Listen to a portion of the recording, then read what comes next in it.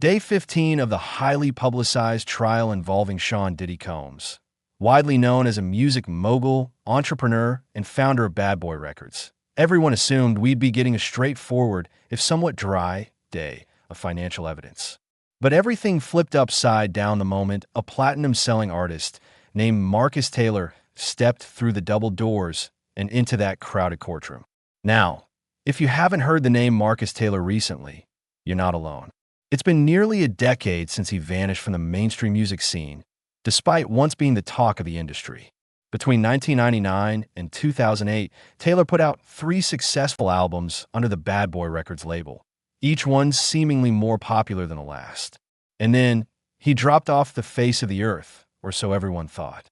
But let me tell you, his reappearance in that courthouse sent shockwaves through the gallery. Journalists scrambled for their notebooks, bloggers whipped out their phones to tweet updates, and industry insiders silently exchanged glances that screamed, "This is huge." Even Diddy, who'd maintained a calm and confident facade since the start of the trial, looked rattled. His face went red, his hands clenched, and for the first time, he seemed genuinely shaken. It was like watching a flawlessly choreographed show suddenly lose its star performer to stage fright. Here's what's incredible. Taylor hadn't just come to watch the proceedings. He was there to testify, and he did so under oath with the kind of directness that people said they'd rarely witnessed in cases like this. Now, according to multiple entertainment lawyers who later spoke to publications like Billboard and Variety, the sort of testimony he gave is often difficult to come by. Artists don't usually risk their careers, or what remains of them, to take on a powerful figure in the industry. But their Taylor was shining a huge spotlight on what he called a system designed to exploit young artists. It was no secret that Bad Boy Records, founded in the early 1990s, had been linked to claims of tough contracts or controlling behavior here and there. Plenty of rumors circulated over the years in hip-hop forums, music blogs, and even on Wikipedia pages discussing the label's history, but never had anyone of Taylor's stature spelled it all out in such painstaking detail for a court of law. That's partly why, as soon as Taylor began to speak, you could practically feel the tension in the room ratchet up to an entirely new level. This was no mere rumor or conspiracy theory from the corners of the internet. This was living, breathing testimony given by a platinum-selling star who said he had lived through the alleged exploitation personally. He started by making it clear that this wasn't about revenge or a personal vendetta. He described it as a moral imperative, something he had to do because he felt a responsibility to expose what had been going on behind closed doors at Bad Boy Records. In his words, it wasn't just about music, it was about control, manipulation, and a system designed to exploit young artists. Now, that system, as he painted it, was elaborate. It went beyond the public image of glitz and glamour, of lavish parties and music videos filled with champagne and expensive cars. While the public was seeing a shiny facade of success and brand loyalty, a place where stars were presumably born overnight, Taylor insisted the reality was a labyrinth of financial traps and personal intimidation tactics. He spoke about the early excitement of being discovered and signed to a big New York label, a dream scenario for any 19-year-old with aspirations of making it big in the rap and R&B world. But he explained from day one, he and other young artists had no real idea what they were getting themselves into.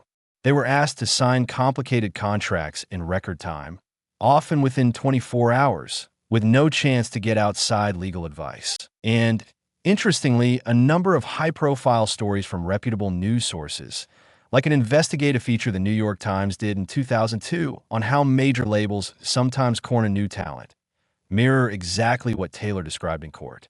According to these external accounts, it's not unusual for impressionable teenagers or people in their early 20s to rush into deals that sign away their masters, their publishing rights, and basically any chance of making real money if they do happen to blow up.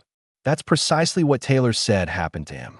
He recounted how he was flown out to New York, whisked away to fancy dinners, introduced to big names, and assured that everything was standard practice. He was told by Diddy himself, and by the label's legal team, that he didn't need an outside lawyer because the label's lawyers would look out for his interests. Taylor admitted that he was naive. He grew up idolizing many of the artists on that label and saw Diddy as a kind of creative genius with a golden touch. So, when he was handed a thick contract full of legalese he barely understood, he put pen to paper, trusting that the label would treat him fairly. He had no clue that he was effectively signing away the rights to his own music, both the publishing rights and the master recordings, and that any money spent on him, including recording costs, promotional activities, or even the cost of fancy parties, would be taken from his future earnings. There was apparently even a stipulation that the label could recoup expenses for brand development, a vague category that could be stretched to include an endless list of costs. Fast forward to when his debut album went platinum. You'd think that would be cause for popping champagne corks, right? An album that sells over 1 million copies is a massive success by any standard in the industry. But Taylor soon found out that, despite all that commercial success, he was somehow still in debt to the label. Specifically, the label's accountants told him that he owed more than $1 million because recoupable expenses had outpaced his share of the profits. That might sound bizarre, but it's not unheard of in the industry. In fact, if you look at historical cases like certain controversies involving major rock bands in the 1970s or pop stars who broke out in the late 1990s, you'll find that many had to deal with shockingly predatory record contracts. Rolling Stone once ran an in-depth analysis of how artists might sell millions of copies but see very little in the way of net earnings, because the label structures the accounting in a way that piles on so many recoupable expenses that the artist stays in the red.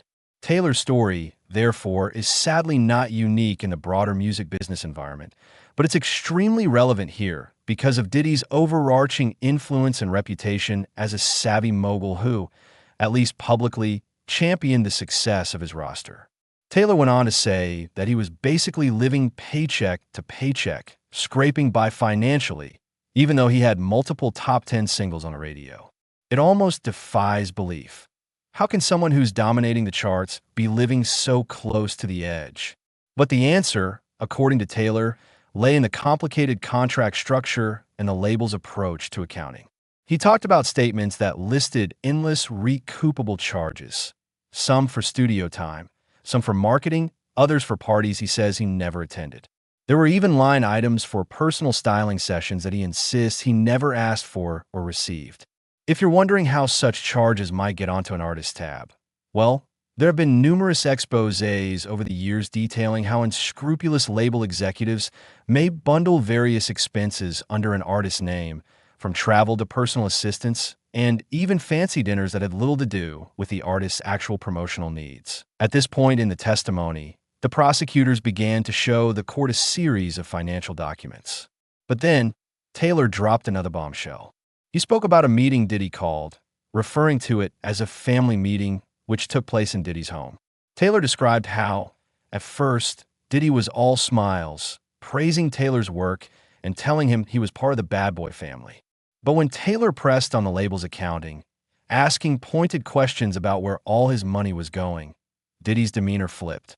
Suddenly, Taylor was looking at a stern figure reminding him of the many other artists who had left Bad Boy and subsequently disappeared from the industry. Diddy cited his extensive connections and influence, essentially implying that if Taylor wasn't down with the program, his career could vanish overnight. Now, that's an intense claim, and in a normal scenario, you might question the validity. But the prosecution then presented an internal email from 2003, apparently showing Diddy instructing Bad Boy executives to manipulate Taylor's debt calculations and to make him an example so other artists would think twice before challenging the label. This email, if authenticated, is a smoking gun that might do substantial damage to the defense, because it indicates a pattern of intimidation and financial control. The second album cycle, as Taylor recounted, was even more fraught. Despite eventually achieving a strong commercial performance, enough to be certified gold, at least, he faced repeated instances of delayed studio time, reduced marketing, and fewer promotional opportunities. He said that every time he started asking questions about the money, the label would pull back resources. If you think about how the music business works, that's a vicious cycle. No promotion means the album doesn't sell as well, which means the artist remains in debt to the label, which means the label can claim they have to recoup even more expenses.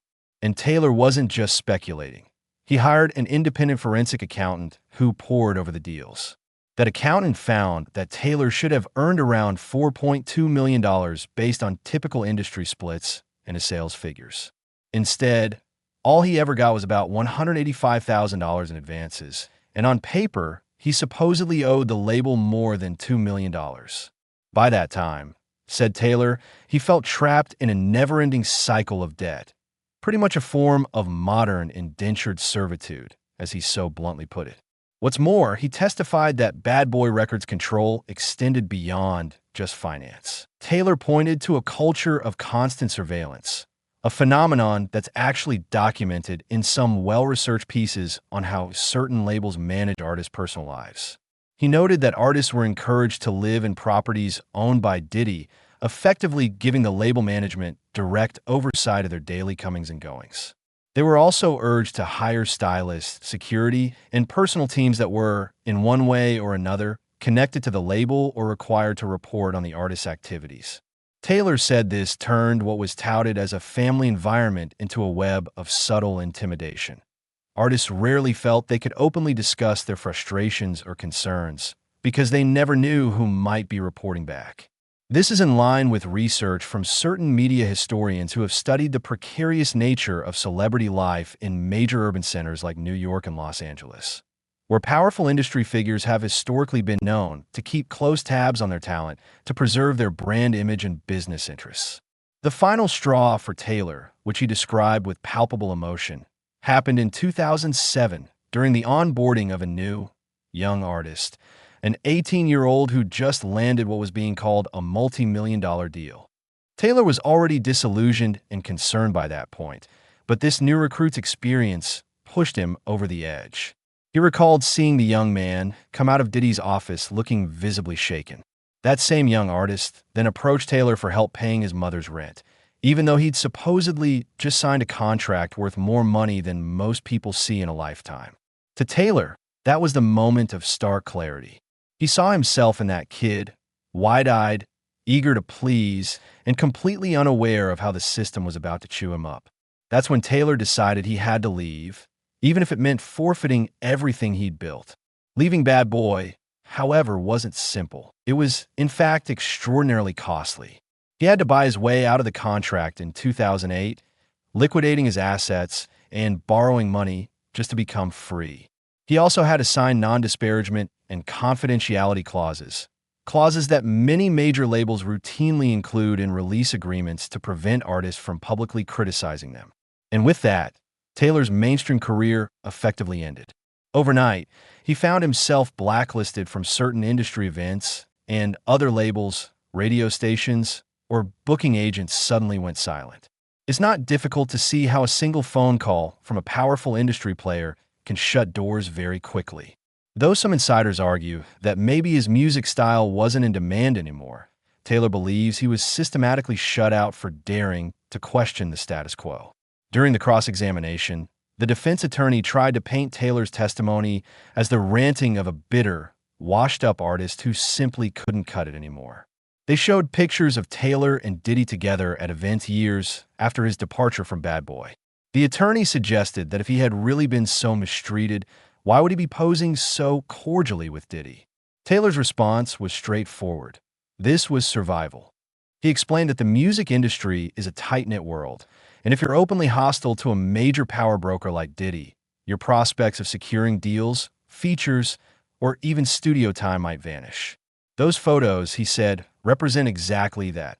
Having to smile and shake hands in public to keep what little career viability he had left. To legal observers sitting in the gallery, some of whom later spoke to various entertainment law blogs, this explanation rang true. They noted that it's fairly common for artists to maintain superficial cordiality with former labels or powerful executives to avoid outright blacklisting. It's no surprise, then, that Taylor's testimony caused a massive uproar both inside and outside the courtroom. For the prosecution, it was a crucial breakthrough, stitching together what had previously been disparate allegations of financial malpractice into a coherent narrative. Suddenly, The trial wasn't just about whether or not Diddy had engaged in certain questionable financial transactions with a few individuals. It was about whether he had built an entire empire on the backs of naive young talents, using intimidation and contractual manipulations to keep them in line. Journalists in the gallery looked stunned. So did many industry observers. People started whispering to each other, sharing that this is bigger than we thought. Indeed, the atmosphere changed in an instant. If you've ever been in a courtroom when a bombshell witness takes the stand, you know how the energy can shift. It was like the air itself became charged with significance. By the time court adjourned, the effect on the outside world was already palpable. Major music industry publications like Variety, The Hollywood Reporter, and Rolling Stone all pushed out breaking news alerts about Taylor's revelations. Social media lit up with other former Bad Boy artists, some more famous than others, tentatively voicing their support or echoing similar stories of feeling exploited. Entertainment attorneys started reporting an uptick in phone calls from artists who wanted their contracts reviewed, worried that they might also be locked into exploitative deals. Even major labels, including some that had no direct link to Bad Boy, felt compelled to issue statements touting their commitment to transparency and fair practices. There was a sense that an entire system was being put on trial, not just one wealthy executive. As for the judge, she took the unusual step of addressing the jury about how to interpret Taylor's testimony. She reminded them of their duty to separate fact from emotion, but also pointed out that if they believed Taylor's account, it could fundamentally shift how they interpret the rest of the evidence. She essentially placed Taylor's revelations at the center of the trial's narrative, acknowledging that what had once seemed like a scattershot collection of isolated incidents was now being alleged as part of a carefully orchestrated and systematic business model. This, according to legal commentators, was a monumental moment. In big celebrity trials, you rarely see such a direct reframing of the entire case mid-trial. Then came the buzz that numerous other former Bad Boy artists might be willing to testify or share documents. Bloggers started digging up old interviews and Twitter threads where artists had vaguely hinted at label problems. Some recall the cryptic interview from early 2010 where a minor Bad Boy rapper talked about fights over money, but it never garnered much attention. Now, in the wake of Taylor's testimony, these scattered puzzle pieces started to look a whole lot more like a single damning mosaic. And it's not just the gossip mill turning. High-level attorneys representing other artists began stepping forward to say they might pursue civil suits for back pay, contract nullifications, or even class action lawsuits. Of course, none of this is to say the defense has just rolled over. They're pushing back hard, alleging that everything Taylor described was either fabricated or exaggerated, and that the reason he never saw the money he expected is because of standard recoupment clauses. Clauses which, they argue, are indeed typical in the industry and not evidence of some grand scheme to exploit. They also point out that Taylor's second album didn't sell quite as well as his first, which would naturally impact the recoupment timeline. One prominent defense point is that if you look at Diddy's career as an entrepreneur, from launching clothing lines to building one of the most recognized brands in hip-hop, it's always been about flashy showmanship and taking bold risks. For the defense, all those flamboyant parties and marketing stunts Taylor described as unverifiable expenses might simply be standard marketing. But the question remains, should those marketing expenses be pushed back onto the artist tab, even if the artist had minimal involvement in the marketing decisions or the lavish events? After Taylor's court appearance, the presiding judge also gave the jury very specific instructions. She acknowledged that Taylor's testimony significantly altered the framework for evaluating the case. What was once pegged as a trial about isolated financial irregularities was now, in the judge's words, potentially about a systematic business model built on the deliberate exploitation of young talent. Something that, if true, transcends the personal grievances of a few artists and hits at the core of how the music business might be structured and manipulated by those at the top. Legal analysts who commented for CNN and other major outlets suggested that, at minimum, the prosecution would use Taylor's story to show a pattern of behavior, one that might exist well beyond just the artists who are part of the official complaint. It's a high-stakes moment because if a pattern is established in court, it could open the door for a barrage of future lawsuits, not just against Diddy, but potentially other influential figures who adopted similar contractual practices. By the time the courtroom emptied that evening, there was a sense that the music industry itself was on trial, not just Sean Diddy Combs. And the real bombshell is that, while Marcus Taylor was the one who set off this tidal wave of revelations, others were now lining up to ride it.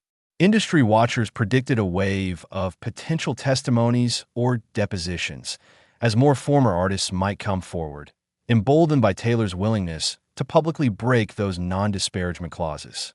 Some even wondered if Taylor had technically violated his confidentiality agreement by speaking in court, but legal experts pointed out that in many jurisdictions, a subpoena can override such agreements if the testimony is deemed relevant. Meanwhile, Diddy's camp is said to be reeling. Inside sources told certain news outlets that the defense team was doing frantic damage control, trying to figure out how to contain the fallout. Once you have a floodgate of artists feeling safe to share their experiences, it's extremely hard to put the genie back in the bottle. Some sources at the label, speaking off the record of course, suggested that management was surprised and disappointed by Taylor's testimony, maintaining that the label always dealt fairly with its artists. But others questioned whether there might be private settlements in the works to quiet the storm. And that, right there, is the kind of speculation that sets the media on fire. What we do know for certain is that Taylor's statements regarding the intimidation tactics, particularly the references to artists who left and disappeared, struck a chord. It's worth noting that disappear in the music industry doesn't literally mean they vanished into thin air. It often means that they left the limelight, couldn't get radio play, and found themselves blacklisted from major stages or collaborations. It might also mean they experienced a precipitous drop in coverage from mainstream music outlets. Historically, we've seen powerful executives in various entertainment sectors use their clout to marginalize artists who speak out.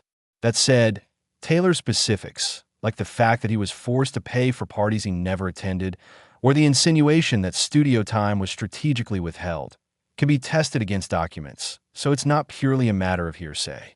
Court records might reveal invoices, scheduling logs, or emails that either back up or refute his claims. Day 15 of the trial might just be the day everything changed. Reporters, legal analysts, fans, and the entire music community are waiting to see what happens next. Will other artists follow suit and testify? Will internal memos or emails surface to back up or disprove Taylor's claims?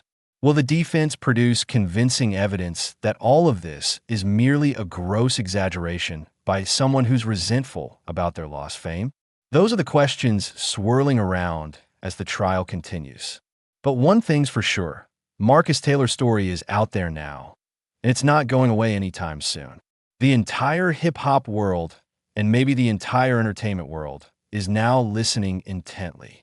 And that, my friends, is how day 15 of the trial of Sean Diddy Combs went from a mundane session about financial statements to a landmark moment that might reshape how we talk about power, influence, and exploitation in the music industry for years to come.